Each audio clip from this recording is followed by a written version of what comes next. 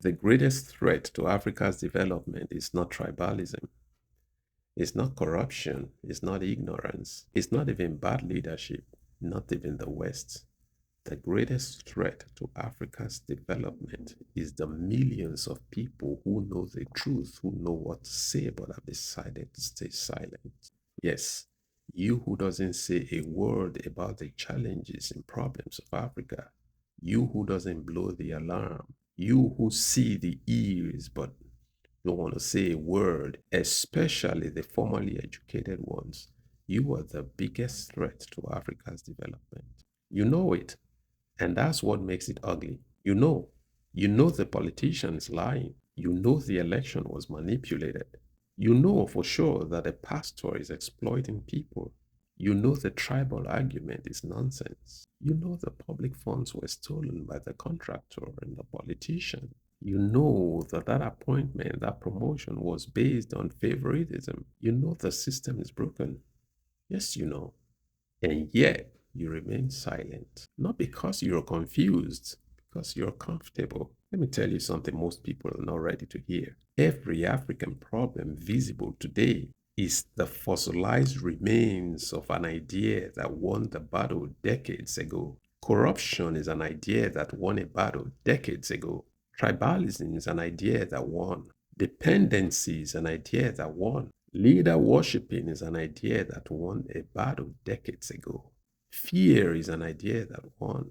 And bad ideas don't win because they are stronger than good ideas. They win because good people refuse to confront them.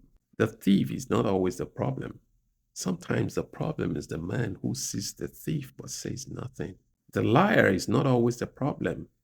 Sometimes the problem is the audience who knows he's lying but still claps for him.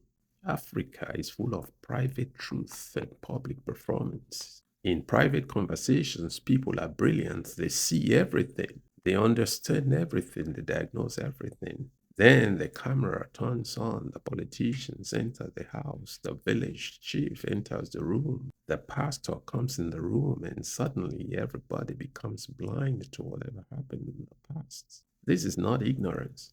This is cowardice, and cowardice is expensive.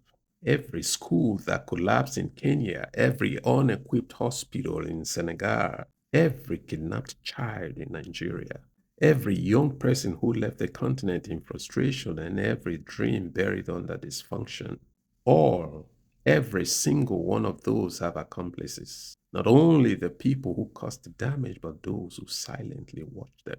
History has a brutal lesson. No system survives because of the people who create them.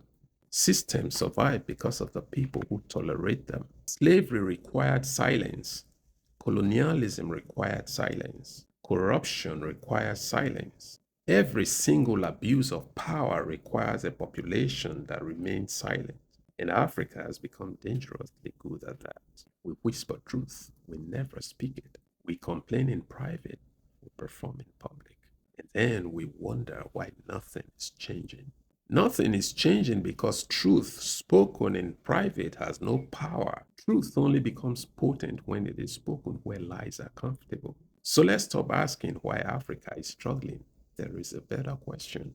How many of Africa's problems are actually being protected by people who already know the truth?